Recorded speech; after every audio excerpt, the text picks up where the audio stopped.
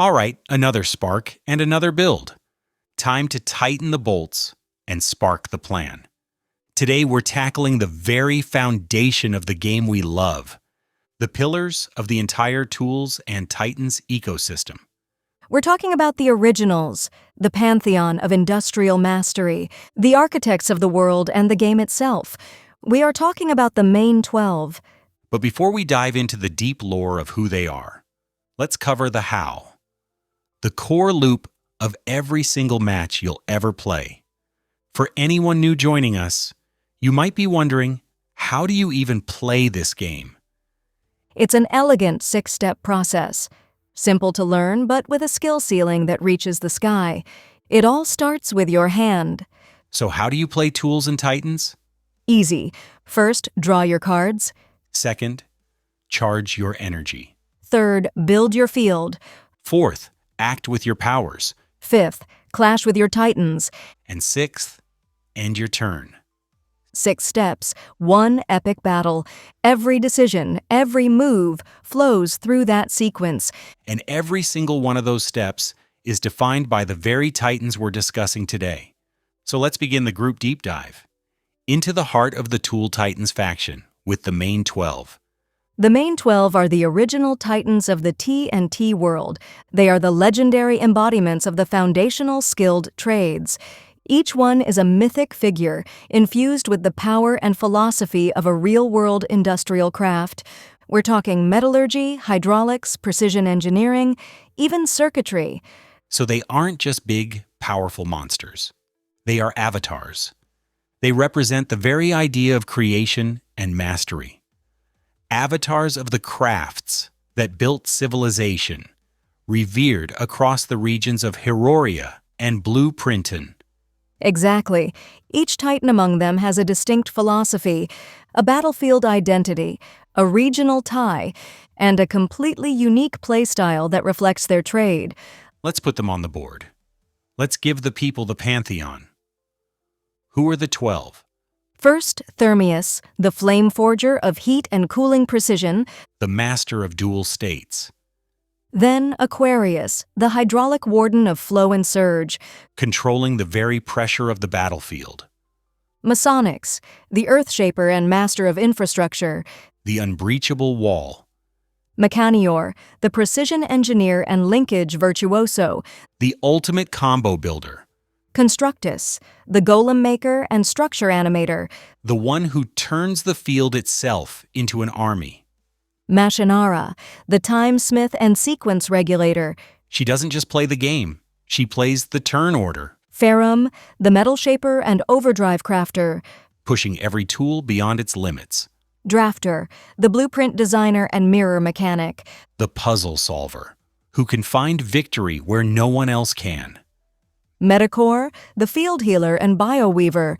The counter to decay, the master of restoration. Carpentar, the timber-right and tectonic frame builder. Fast, efficient, and balanced. The master of mid-range. Technius, the circuit crafter and signal flowmaster. The ultimate disruptor, who can rewire his opponent's strategy. And finally, Electrus, the energy surger and charge injector. Pure, unadulterated aggression. That's the pantheon, the core 12 trades that form the foundation of a functioning industrial society, in the lore and on the tabletop. And in the game, they're the structural archetypes. Every other Titan subclass, every evolution, it all stems from them. They are the design blueprint. They were also the original members of the Forge Accord, a sacred agreement to use their trades in balance with nature and the weave itself, a promise to build not just for the sake of building, but to build with purpose. So when did they show up?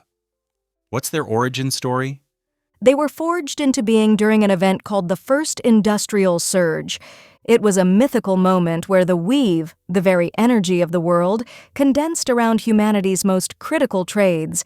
They weren't born, they were manifested. They were the first sentient constructs of trade mastery. This was after the Primordials laid down the laws of physics, but crucially, before the Rustborn emerged. So they represent a kind of golden age, an age of pure creation. Right? a time of unparalleled innovation. They signed the Forge Accord, established the Zone Codex, and created the seal and cast systems that define the game's core mechanics. Their rise is the beginning of structured civilization in the TNT mythos. And where do they live? You mentioned they have regional ties, and these aren't just for flavor. Not at all. Each Titan of the 12 is regionally anchored. They're tied to a specific trade spire, an elemental biome, or an industrial nexus. For example, Thermius resides in the Ashgard Crucible, a series of volcanic forge biomes. The heat there isn't just environmental, it's a source of his power. And Aquarius? I imagine someplace wet? You'd find him in the wells of Surgevale. Picture these massive aquatic turbine sanctuaries where the flow of water is constant and powerful. It directly fuels his pressure-based mechanics. Machinara is in the Clockwork Vale, a place of temporal echo fields where time moves differently. And Ferrum is deep within the Forge Vault Deep Iron, surrounded by raw metal veins and roaring blast forges. So they literally govern zones of operation. This has to affect gameplay, especially in campaign modes or specific map-based formats. Fighting Technius in a biome full of circuitry probably gives him a home field advantage. Absolutely. But the biggest question is, why do they matter so much to the player, beyond being the first? Well, they define the original spectrum of tactics, right? Control, aggro, tempo, recursion, structure, synergy, and disruption. It all starts here. They are the beginner deck archetypes, the first taste of what this game can be. And they're more. They are the gatekeepers of Ascension trials, the wardens of zones, the leaders in PvE campaigns. Their philosophies mirror player styles, allowing you to find your own trade-based identity in this world. Picking a Titan isn't just a strategic choice, it's a statement of purpose. They are the keystone, the axis upon which all other groups pivot. Okay, let's get into the mechanics. The nitty-gritty. Let's talk about how they operate on the table. Every Titan turn, that 6-step process we mentioned: draw, charge, build, act, clash, end. Each of the main 12 bends those steps to their will. So each one defines a single trade with a very specialized deck strategy. They unlock access to unique cast cards, specific charge token chains, and powerful structure synergies that other factions can't use as effectively. And they all have a personalized Ascension trigger, that moment they level up mid-game. For some, it's about completing a trade like a sequence of task cards. For others, it's about hitting a threshold of tools on the board or pulling off a complex synergy chain. And when they do ascend, they become Ascended Titans, gaining massive upgrades and a huge battlefield presence. Let's zoom in on those key system mechanics. Charge token loops. How does that feel in a game? That's the domain of Electrus and Ferrum. It feels like an engine that's constantly revving. You spend energy, and the very act of spending it generates more. It allows for explosive, multi-action turns that can overwhelm an opponent who isn't prepared for that speed. And on the other end of the spectrum, structure uptime with Masonics and Constructus. That sounds slow, methodical. It is. It feels like trying to knock down a wall that rebuilds itself every turn. They play structures with heavy hit points, and then use abilities to repair them or even make them stronger when they take damage. It's a war of attrition. You don't just defeat their army, you have to overcome their entire infrastructure. Let's do a deeper dive on each one. Give us the identity. Thermius, the Flame Forger. He's a burn control archetype. His specialty is the flame and freeze mechanic. He can apply flame tokens that do damage over time, but he can also switch to a cooling state, applying freeze tokens that lock down enemy cards. He forces the opponent to choose between two bad situations. Aquarius, the Hydraulic Warden. He's a surge combo deck. He builds up pressure tokens turn after turn. Then he can release it all at once for massive weave bursts of damage or to reset all of his task cards, letting him take another series of actions. It's a high-stakes build-up to a devastating turn. Masonics, the structure tank. Pure fortification. He plays heavy structures with the keyword fortify, meaning they can protect multiple zones at once. His goal is to build an impenetrable fortress and win through sheer resilience, often with an alternate victory condition tied to his buildings. Machinara, the precision engineer. He's a combo builder. His cards have gear link effects. When you play one tool, it triggers the ability of another. A skilled Machinara player can create a cascade of effects that draws cards, generates energy, and builds a massive board state all in a single intricate turn. Highly technical, high reward. Constructus, the Golem Maker, a utility control style. He doesn't just build structures, he animates them. He has spells that turn his non-creature structures into powerful golem creatures for a turn. It's a surprise attack. Your opponent thinks they're facing a wall, and suddenly that wall stands up and punches back. Machinara, the Timesmith. Pure tempo control. She uses delay effects to push opponents' cards further down the timeline. She uses echo loops to replay her own powerful spells turn after turn. She can even manipulate the turn phases, skipping an opponent's clash phase, for instance. She plays chess while everyone else is playing checkers. Ferrum, the Metal Shaper. He's an overdrive combo deck. He uses overheat and craft chains.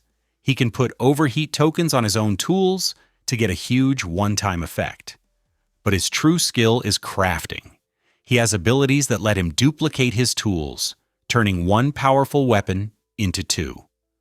Draftor, the Blueprint Designer. A puzzle control deck. He is the king of task cards. He can manipulate their conditions, copy them, or even complete them in unusual ways.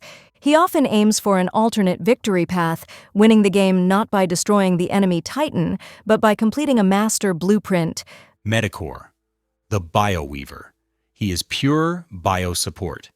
His entire kit revolves around HP cycling. He can take damage from one unit and use it to heal another. He has powerful revive mechanics to bring cards back from the discard pile. He is the ultimate counter to damage over time strategies, and a nightmare for Rustborn decks that rely on decay. Carpentar, the Timberwright. He's your mid-range master. He excels at building structures quickly and efficiently, not as tough as Masonics's, but they come out faster. He has a perfect balance of offense and defense, able to pivot his strategy on a dime. He is the jack of all trades in the pantheon. Thermius, the Circuit Crafter, a disruption flex archetype. His specialty is creating signal loops. He can attach circuit cards to his opponent's tools, disabling their abilities. He essentially rewires his opponent's board, turning their greatest strengths into dead cards. It's a subtle, insidious form of control. And Electrus, the Energy Surger, the quintessential aggro engine. It's all about fast charge loops and direct weave injection. He wants to generate as much energy as possible, as quickly as possible, and funnel it into direct damage spells. He doesn't care about building a board, he cares about getting the opponent's health to zero. Now, wow, that's a complete strategic spectrum. Every single playstyle has a home with one of these titans, but they can't be perfect. What are their weaknesses? their identity is their biggest strength and their biggest weakness. Their strategies can be predictable. If you see Masonics, you know a fortress is coming. You can prepare for it. A hybrid faction might be harder to read. They're also reliant on setup. Most of them need the right combination of tools and tasks in their opening hand to get going. A bad opening draw can be devastating for a combo-heavy titan like Machinara. If your opponent runs heavy disruption early on, your whole chain can fall apart. And finally, they're vulnerable to Scorch. Scorch is a keyword mainly found on Rustborn cards that does bonus damage to structures. A deck heavy on structures like Carpentar or Masonics can see their entire board just melt away under the pressure from a dedicated Rustborn Scorch deck. Their internal synergy is top tier, but they are less splashable than other factions. And all of this is woven directly into the lore. They're not just game pieces. Not at all. They are the founders of the Forge Accord, the wielders of the first tools. Each one crafted or discovered their signature mechanism, like the Eternal Crucible or the Blueprint Loom. They are patron archetypes with stories told in guild halls and engravings. And they're central to the major story arcs. You have the Guild Wars, where the trades turn on each other. The shattering of the Forge Accord, which is this huge, cataclysmic event where some of these titans betray their original promise. And the return of Rustara, where they have to face their own corrupted, twisted variants. They are the heart of the story, the standard against which all chaos is measured, the order that is constantly under threat. From the foundation of the world to the foundation of your deck, it all starts with the main 12. They are the past, present, and future of the game, the benchmark for all that is to come. In every match of Tools and Titans, your tradecraft unfolds in 6 simple moves: Draw, charge, building, act, clash, end, simplicity for the novice, and mastery for the Titan.